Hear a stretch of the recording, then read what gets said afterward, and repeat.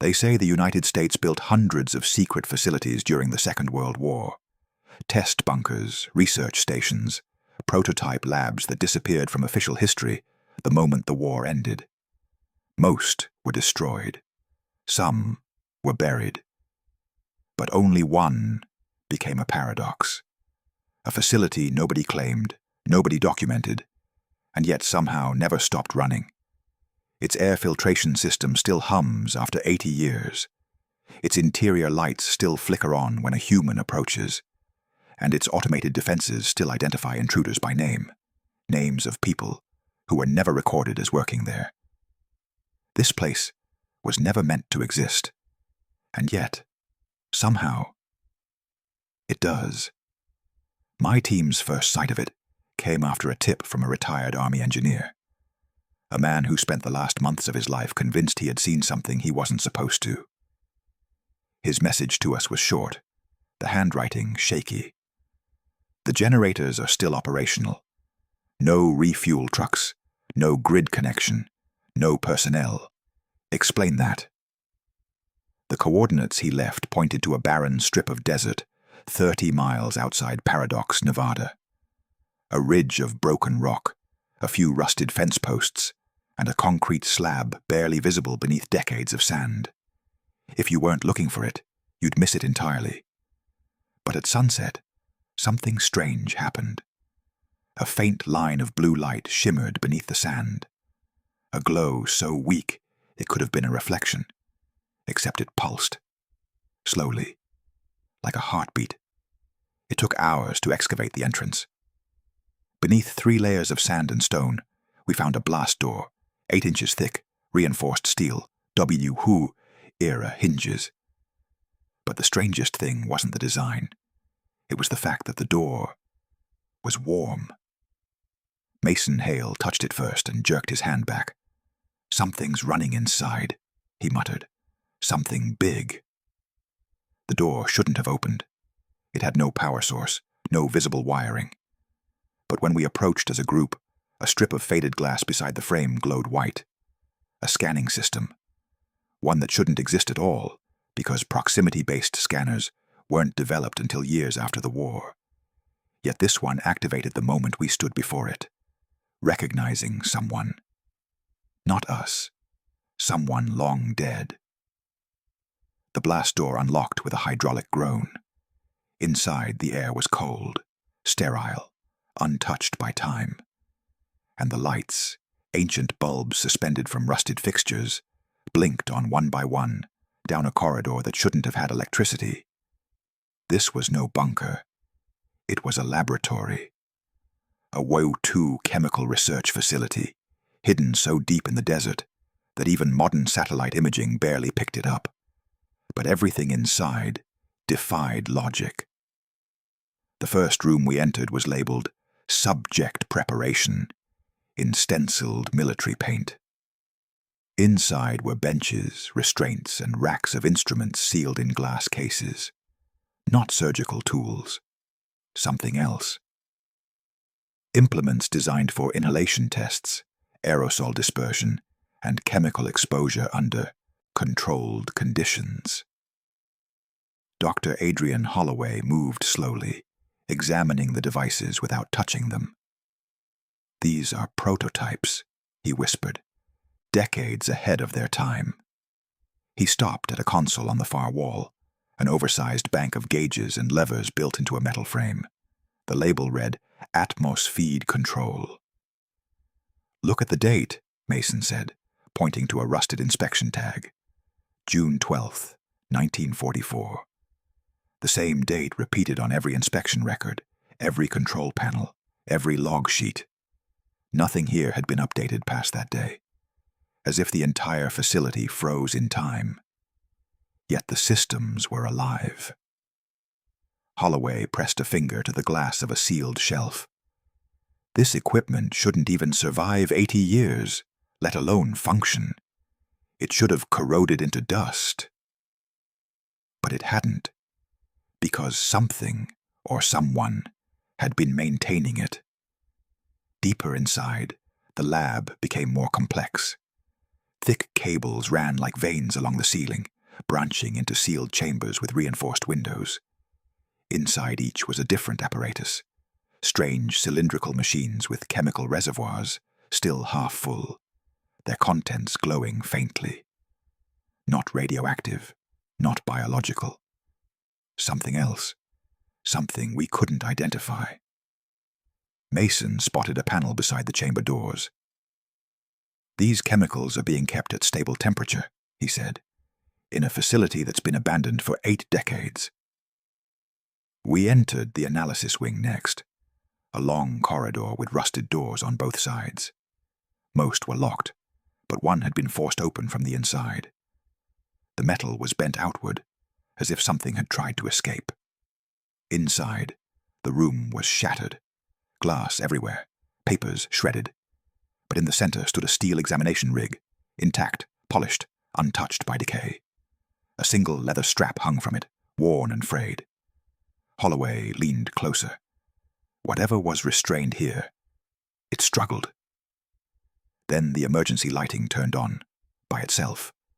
Not the overhead bulbs, the red ones, the ones marked Biohazard Lockdown. A low hum filled the hallway. Lights flickered, pipes vibrated in the walls, and then a voice crackled through an ancient speaker system, female, monotone, emotionless. "Unauthorized presence detected. Reinstating containment protocol. Return to your designated stations." We froze. This was a WW2 lab. There were no automated announcements in 1944, certainly not ones tied to motion detection. Mason swallowed hard. "This place thinks we're personnel." "But personnel from when?" Holloway whispered. Before we could answer, every door in the corridor slammed shut, except the one at the far end, which swung open slowly as the lights ahead flickered to life. A path. The facility was guiding us somewhere. Mason stepped forward. "It wants us to follow." "Or it wants to isolate us," Holloway replied. But we moved anyway. The final room was vast, a central chamber with a domed ceiling, filled with pipes and machinery, arranged in a perfect circle around a central column. Lights pulsed along the floor, illuminating crates stamped with symbols we had never seen before. Not U.S. Army, not Department of War, not any known agency.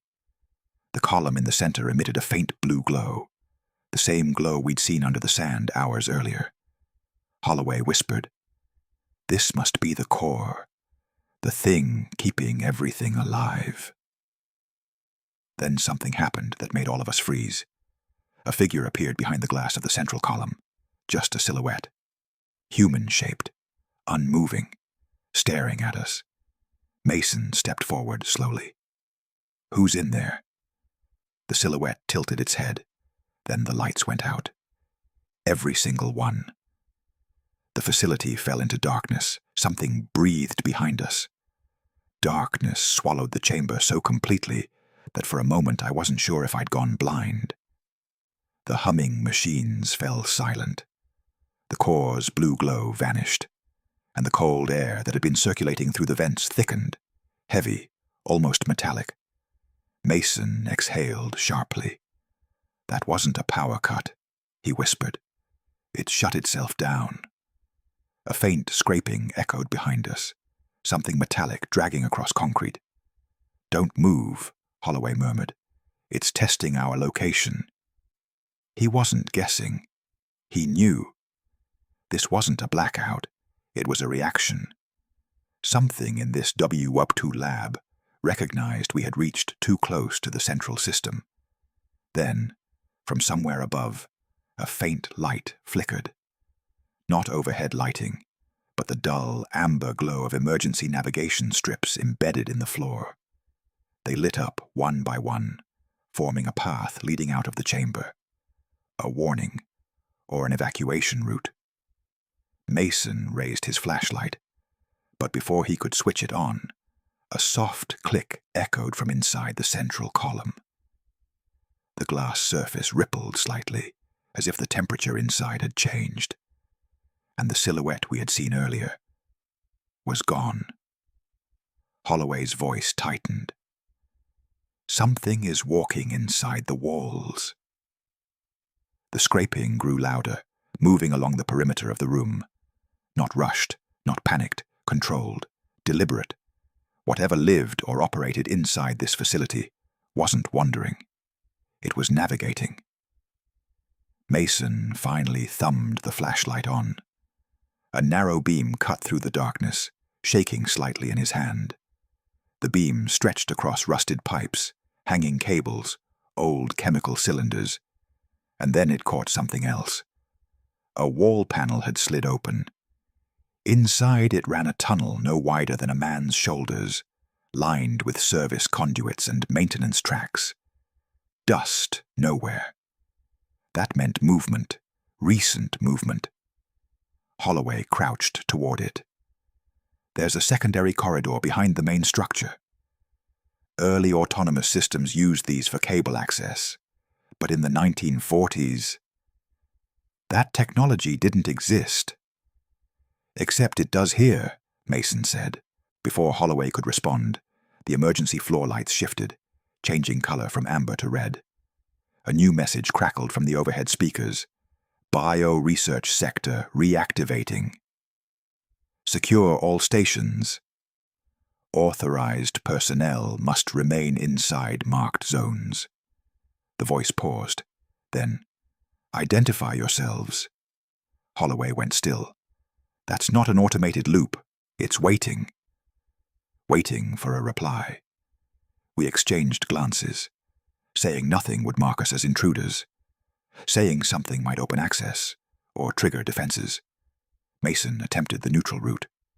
We're here under investigative clearance. There was a long silence. Then the speakers answered. Clearance expired. Proceed to isolation. The red lights intensified. Doors in the walls snapped open, steel partitions unfolding like jaws. They weren't blocking us in. They were herding us. This thing is directing traffic, Mason muttered.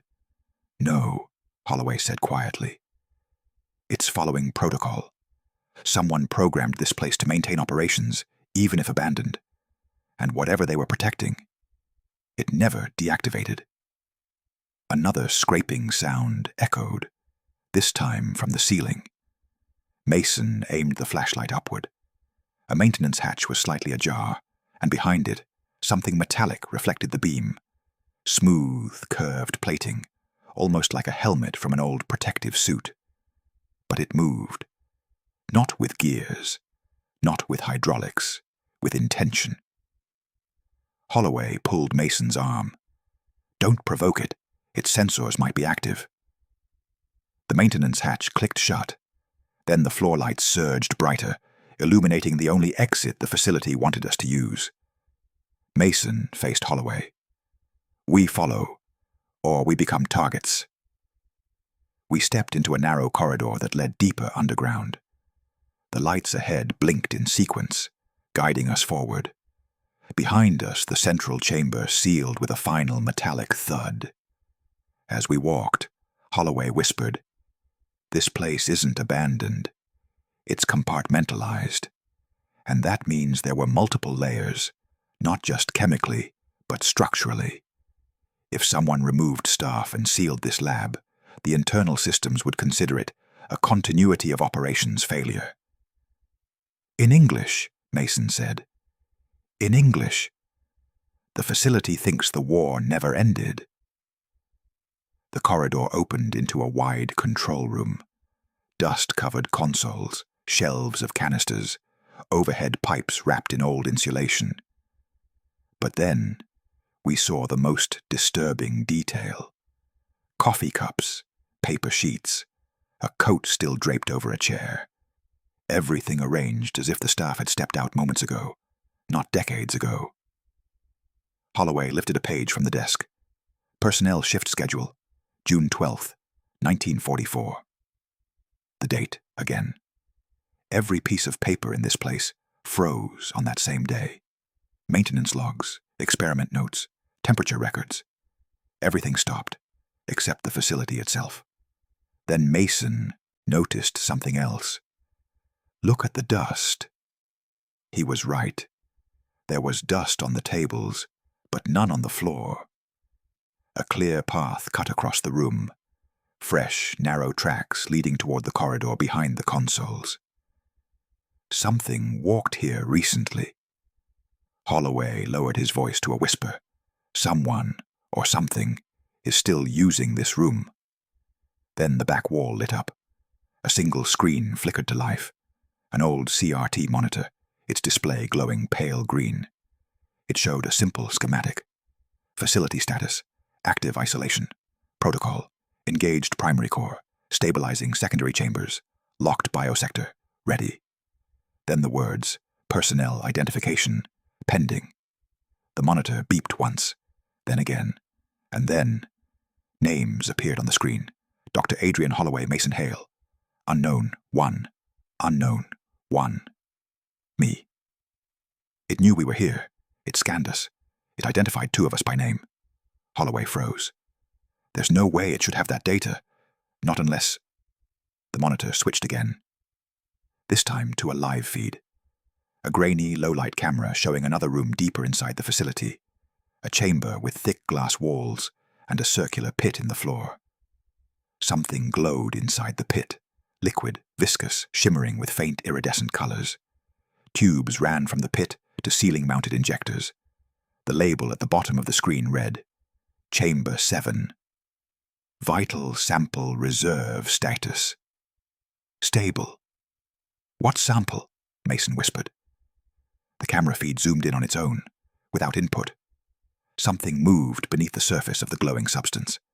Slow, shifting, changing shape. Then the feed cut out. The speakers crackled again. Vital sample detected. Unauthorized personnel approaching.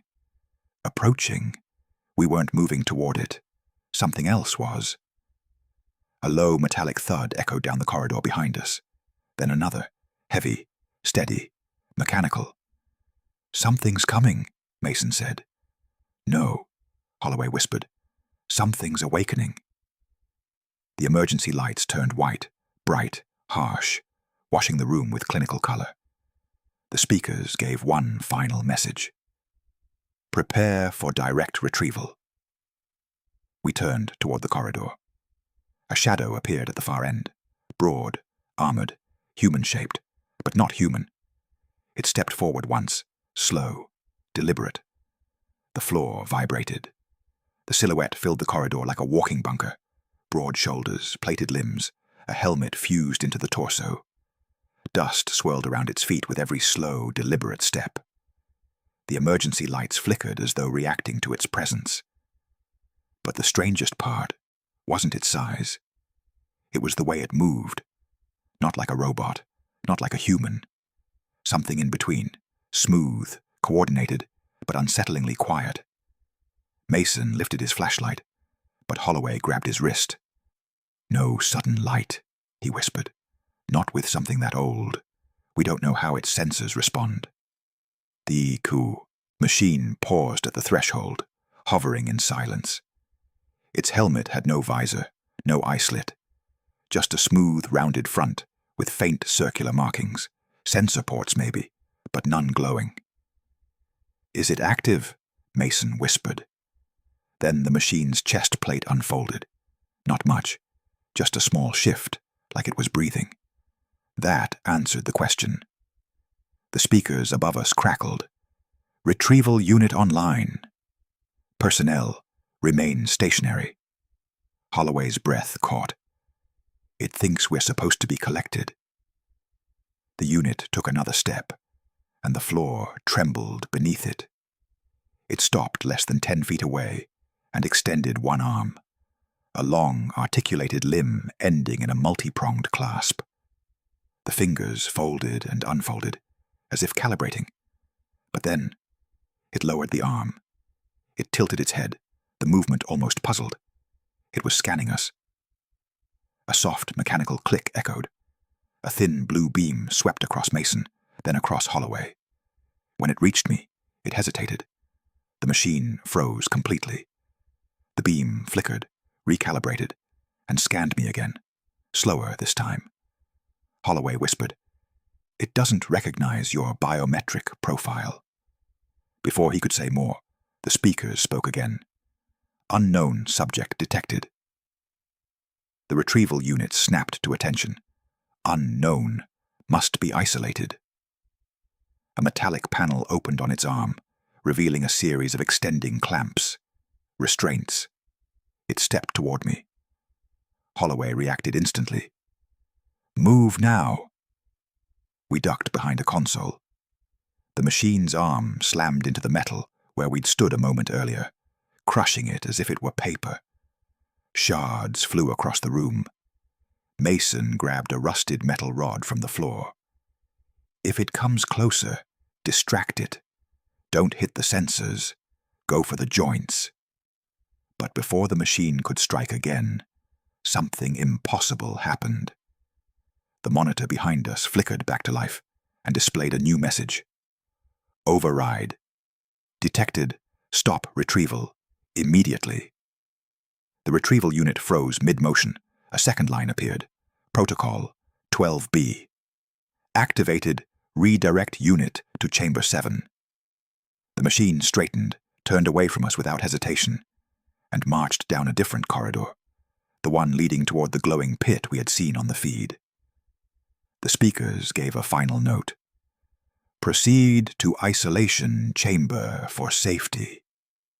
Mason exhaled shakily. Someone, or something, overrode that order. Holloway shook his head. "Protocol 12B. That's not human. That's automated. But why would the system divert the retrieval unit instead of letting it isolate you?" A new theory formed in his mind, terrifying enough that he didn't say it aloud yet. Instead, Holloway pointed to the corridor the machine had taken. "If Chamber 7 is the lab's priority, that's where the answers are." We moved cautiously into the passage, narrower, colder, lined with reinforced concrete. The air tasted different here, more metallic. As we descended deeper, the lights dimmed until the only illumination came from faint green strips embedded in the walls. After several minutes, the corridor opened into a larger antechamber, sealed by a massive steel door. A circular inspection window sat at eye level, fogged from within. The door bore a rusted sign. "Chamber 7. Vital Sample Reserve. Authorized access only." Mason approached the window and wiped away the grime with his sleeve. He froze. Inside the chamber, the retrieval unit stood at the edge of the circular pit, the glowing, iridescent pool we had seen earlier on the monitor. Steam rose from the substance, swirling in colors that didn't look natural. The machine extended its arm, holding a cylindrical container. The pit responded, its surface rippling like a living thing. Something under the liquid shifted again, this time clearly visible. A shape, larger than before, almost anatomical. "What were they making down here?" Mason whispered. Holloway leaned close, studying the motions. "This isn't chemical storage. This is a growth basin." "For what?" Holloway didn't answer. Instead, he found a terminal beside the door and wiped away dust. The screen was dark, but when he pressed a corroded key, it flickered to life, barely. Lines of old code scrolled across it. Then a single readable section appeared. Project Daughter. Objective: replication of human biological signatures via chemical catalysis. Sample source: classified status, as of June 12, 1944. Active notes: early synth models show autonomous response to stimuli. Mason stared at the entry. Replication? Human signatures? What does that mean? Holloway swallowed. It means this wasn't a chemical weapon. It was an attempt to create artificial biological responses from non-biological material. A way to mimic life. Like synthetic organisms? Mason asked. No. Holloway stepped back, pale. Like Synthetic people. The pit roiled violently, as if responding to our presence even through the window. A low hum resonated from within, deep, rhythmic, almost like a heartbeat. Then the retrieval unit stepped back abruptly, as though something inside the pit had pushed upward. The liquid surface bulged, then split. A shape rose slowly from the glowing substance, distorted, humanoid, unfinished. Its surface shimmered like molten wax.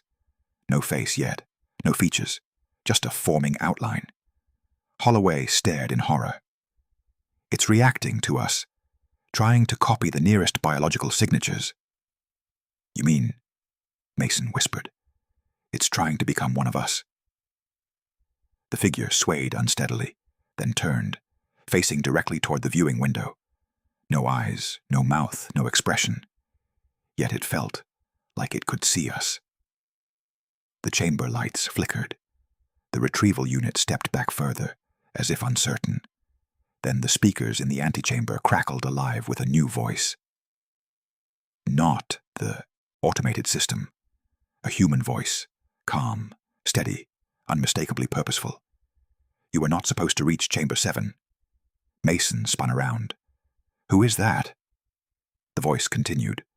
Do not open the door. The sample is adapting to you.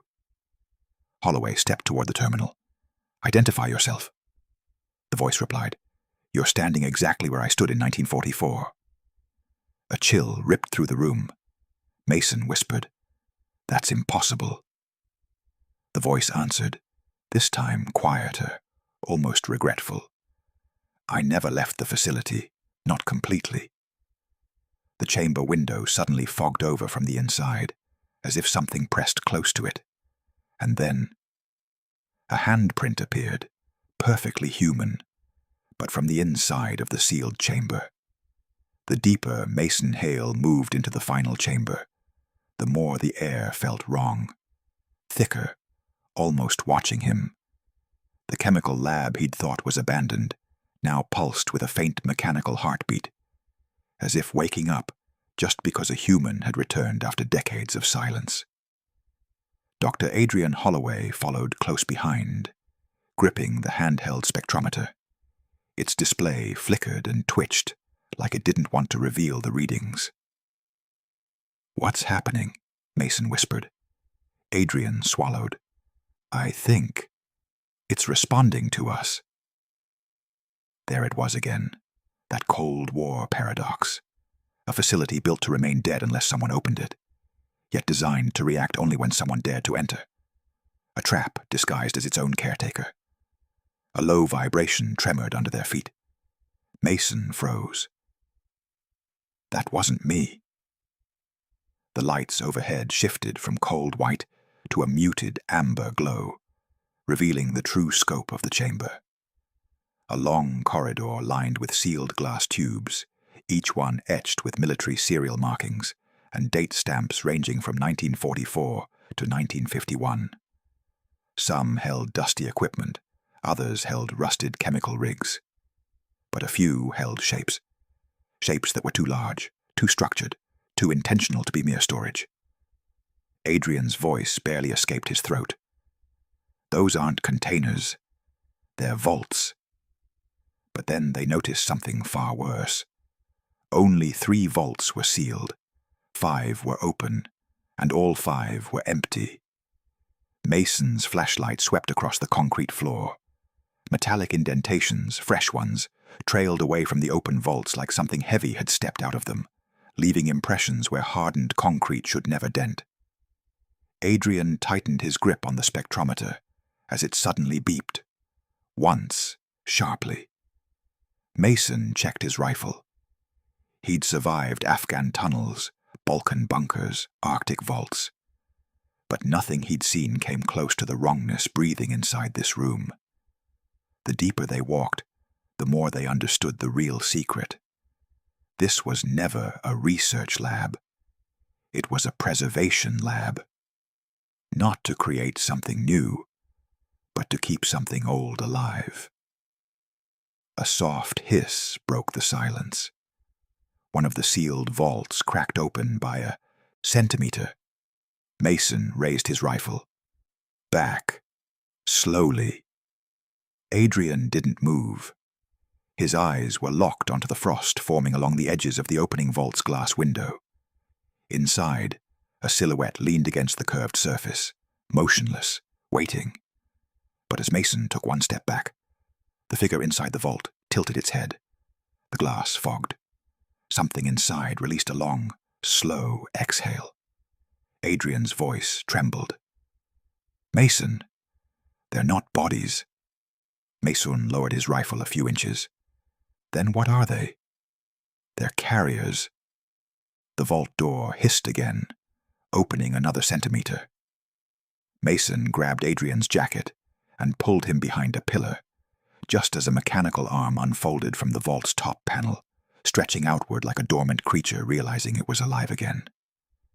The arm's metal joints rotated smoothly, far too smoothly for anything left untouched since WW2. "That's impossible," Adrian whispered. "The hydraulics, the servos, they shouldn't even have pressure." Mason glanced around the room for anything he could use as a makeshift barrier. But this wasn't a battlefield. It was a machine's territory. And they were the anomaly. The vault door opened another inch. A second mechanical arm unfolded, then a third, all pointing outward. It wasn't opening for escape. It was opening for activation. Adrian suddenly gasped as the spectrometer spiked into the red. The chemical signature. It's not dispersing. It's gathering. Something is pulling it inward. Before Mason could respond, a tremor passed through the floor, this time unmistakably deliberate, like a pulse matching the rhythm of the unfolding arms. And then the lights dimmed, all of them, except one. A single spotlight flickered on above the central vault. The figure inside lifted its head again, clearly visible now. Not a soldier, not a person. A mannequin-like framework, built from early mechanized prosthetics, WW2 medical hardware, and a skeletal carbon structure that had no right existing in that time period. It wasn't human. It wasn't a robot. It was something designed to hold a chemical payload inside a pseudo-biological chassis, a walking container, a weapon with no will, no mind, no consciousness. But the real nightmare wasn't what it was. It was what was missing. Adrian showed Mason the display. The chemical signature I've been tracking. It's not in the air. It's not in the machinery. It's inside one of these carriers. Mason's stomach tightened. "Which one?" Adrian pointed toward the 5 empty vaults, each one labeled with the same chilling designation. Carrier protocol, activated upon human presence. Mason felt the weight of the truth hit him like a collapsing tunnel. "The chemical payload isn't here," Adrian whispered. "It's walking somewhere under this facility. Right now." The vault arms folded inward like metal, petals closing around a dormant flower, sealing the figure back into silence. The lights returned to white. As if the lab didn't want them to know anymore. Adrian exhaled shakily. "We need to leave. Now." They sprinted up the corridor toward the exit lift, only to hear a faint metallic dragging echo beneath the floor. Not chaotic, not random. Footsteps, slow, heavy, deliberate. Adrian looked at Mason, terror settling in. "It heard us." The floor tremored again. And then, just as Mason reached for the elevator panel, the lights cut out. Total blackness.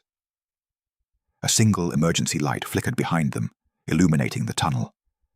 Far down the corridor, a silhouette emerged. Not running, not stumbling, walking, exactly like a human would, only heavier, each step denting the floor. Mason raised his rifle. The silhouette stopped. Then it tilted its head. The exact same way the carrier in the vault had tilted its head. Adrian whispered the words neither of them wanted to hear. Mason. This lab never shut down. The silhouette stepped forward again, silent now, faster, purposeful. And Mason realized the true nightmare behind Wood's final chemical project. The U.S. never abandoned it. They just buried it deep enough that no one would ever know when it woke up. The final emergency light sputtered, then died. And the last thing they heard was not footsteps, but breathing. Heavy, metallic, and getting closer.